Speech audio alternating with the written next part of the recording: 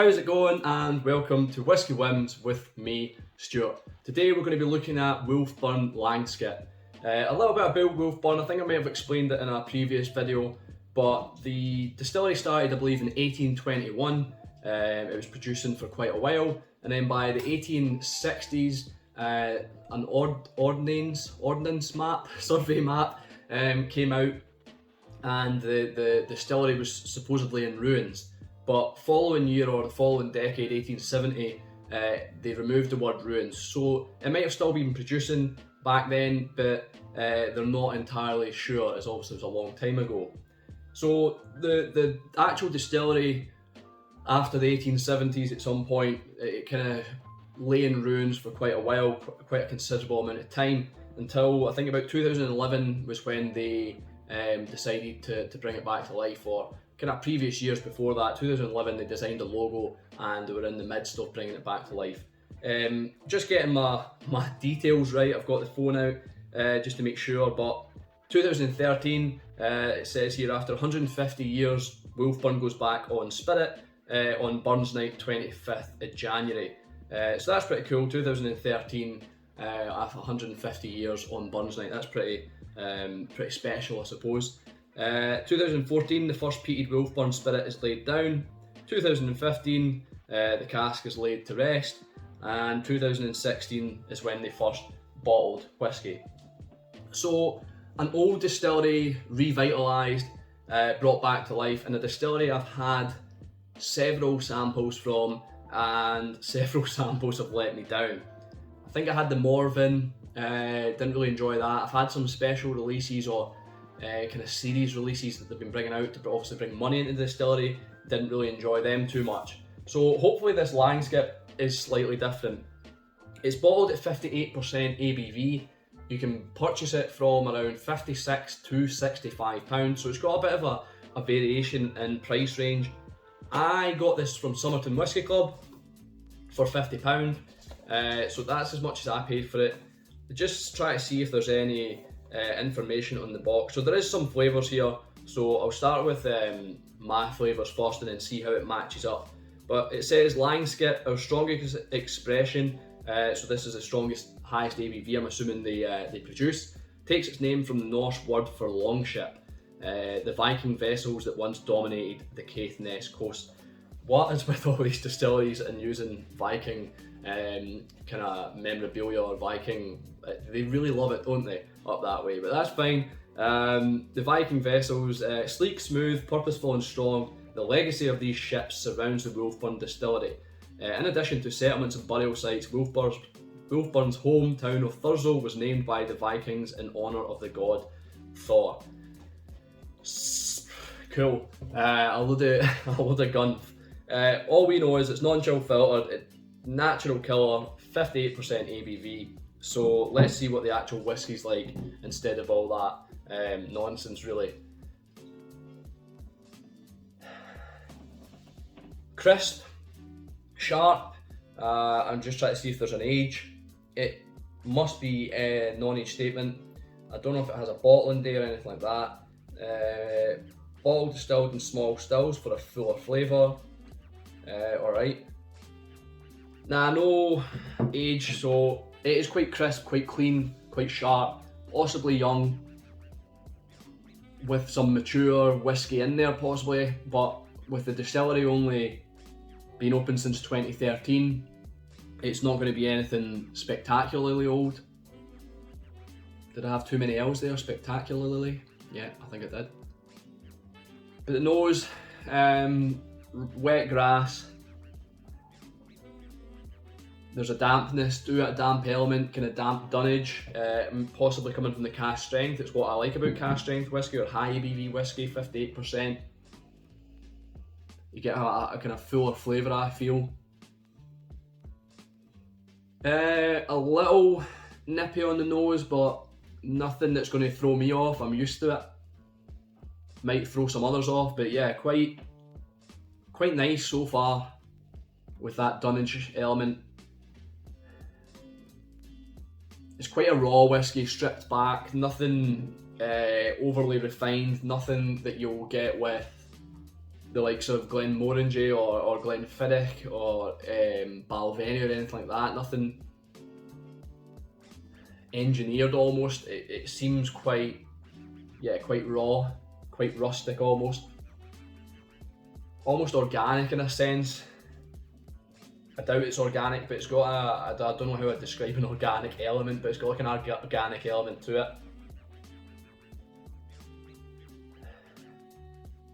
Maybe some licorice on the nose, some aniseed.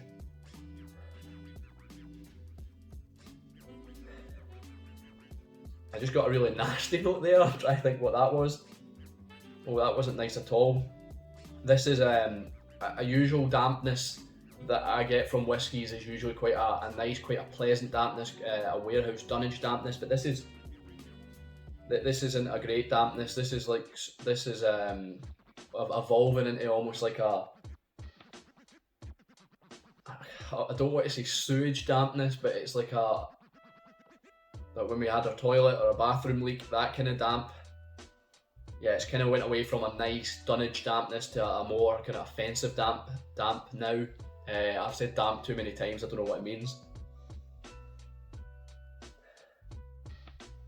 Yeah, a little bit off at the end there on the nose. A little bit,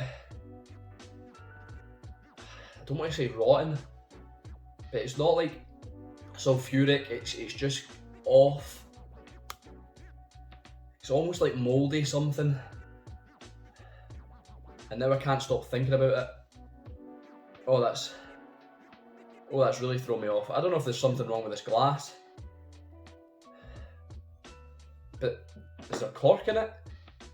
I mean, there's a little bit of cork in my bottle, but not, I mean, it's not disintegrated. But in that glass, it's like a rotten, almost like sour milk, sour something quite off smell that's kind of just completely thrown me off track. The palate.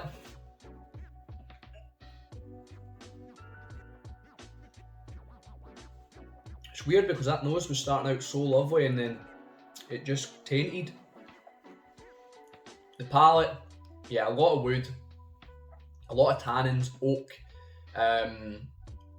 bark, sap, just reminded me of like a tree, just forest in general. It's very, very woody, very oaky. Possibly a little bit of a charred element. I'm not sure if this, I don't think it's been peated, or it might have been peated, but there's definitely a smoky, charred element in there.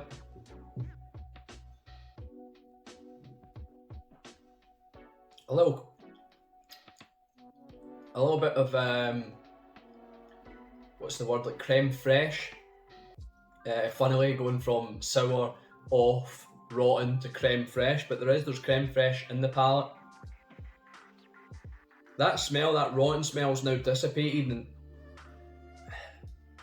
in fact it hasn't. I thought it has. Do you know what it's like actually? It's not like milk or sour off. It's more like stale water, like the dampness, but more, yeah, just stale water, stagnant water. Yeah, that's not right at all.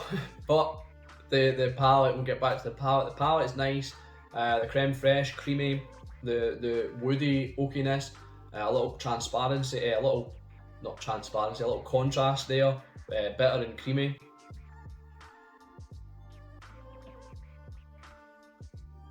More aniseed coming through, which I had in the nose.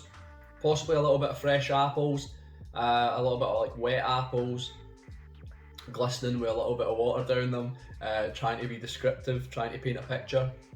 It's quite admirable in the palate compared to the nose. That 58% ABV, strong, warming, powerful, I like it. A lot of flavour there, a lot of intensity, a lot of heat.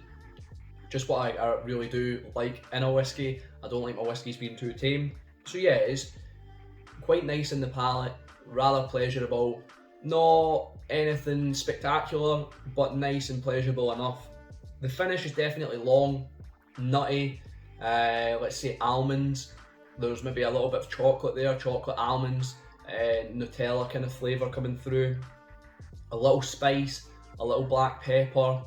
I want to say a little saltiness as well, a little savoury. I don't think Thurso, I don't think Wolfburn's too near the coast.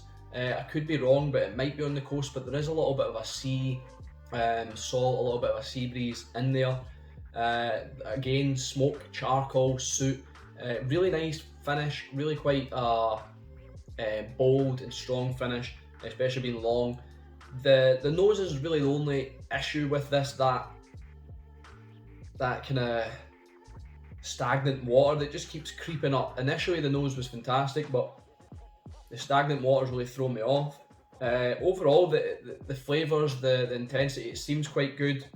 It still seems a little undefined, not too much of the Wolfburn character or what the Wolfburn character has got to show. It's just quite a rough Highland whiskey. Other than that stagnant water, which I hope not isn't a consistent theme with Wolfburn, but possibly maybe where I've stored it, or it's something to do with me, maybe my fault rather than the whiskey's fault. It does get stored in quite a hot room. It's not overly hot, but it can get a little warm in there, so possibly that's the issue. I just want to see what the tasting notes say then. So, strong yet smooth. I don't like using smooth, but I'd probably agree. It is strong and it's quite elegant. Elegant's not the right word. I don't think it is smooth.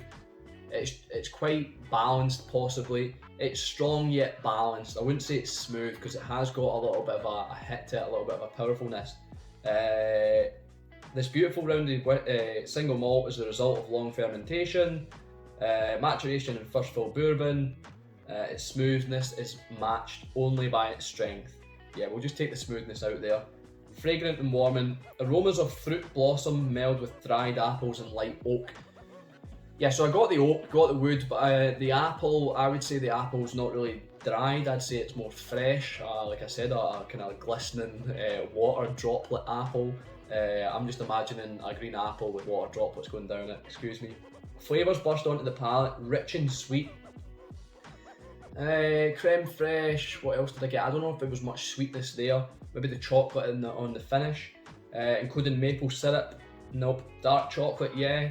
Almonds, they've said almonds. Did I say almonds or did I say something else?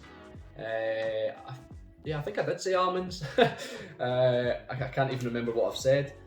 Including maple syrup and fruitcake. Now, there's not any fruitcake for me.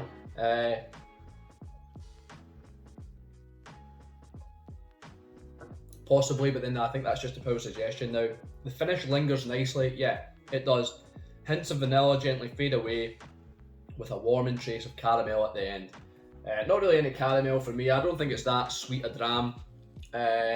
Nice, creamy, kind of fruity, but not overly sweet. I don't think there's a lot of caramel or anything sugary there, or anything kind of artificial like you'd get from possibly a coloured whiskey, even though it's not supposed to affect the taste. But anyway, I've actually enjoyed it this time. I was going into this review, I've not written any notes down or anything. I just tried to do it all from the taste and experience. But I was going into this review thinking it was going to be a whiskey bin, because I've had this several times and not really thought much of it. But going to it today, and possibly from what I've eaten before or what I've had before, but this is actually quite pleasing, quite enjoyable. So hopefully it's one I'm going to be reaching for more. Would I buy it again? I don't think I would. Wolfburn for me still doesn't have a lot to offer, and it's not a distillery I'll be reaching for until such times that there is one that proper stands out and kind of fascinates me. And yeah, this doesn't really fascinate me. It's good, but it's nothing spectacular. Would I recommend it? I think I would recommend this. It's enjoyable enough. There's enough going on for you to pick at, enough going on to discuss, I feel. And yeah, the high ABV, yeah, I like high ABV. Do I think it's worth it? So I paid £50 I think £50 is probably worth it. It is a little expensive for a non-age statement, but nowadays you're not really getting whiskies under that price. 58% ABV, that's a high ABV for £50, even if it is non-age statement. Natural colour, no added colouring. The only thing missing is the added statement of age. So I think £50 is actually worth it. £56, 67, 56 possibly at a stretch, but anything higher than the 50 mark, or sorry, the 60 mark, anything above 60, I don't think it's worth it. £59.99, maybe it's worth it, but not 60. If you just go a little bit further, it's too much. But yeah, so I think this is a whiskey win. It's a whiskey win today for sure, and I think that's the thing with whiskey. I can give you a review. There are some whiskies that are always going to be a whiskey bin no matter how many times I go to it, but this I honestly thought was going to be a whiskey bin, but today it's actually a whiskey win, so that's quite good. And I suppose that is the things with reviews, like sometimes it's hard to trust, or sometimes it's hard to gauge if a whiskey's actually going to be any good because of past experiences, what you've had, how your mood is, and all these good things. But yeah, I got this from Somerton Whisky Club, and yeah, it is a whiskey win. I think it's the second whiskey win I've given one of their bottles, so that's pretty good so far. I think that's 2 out of 3. So yeah, good stuff. Thanks for watching. I've been Stuart. This has been Whisky Wins. I'll see you later.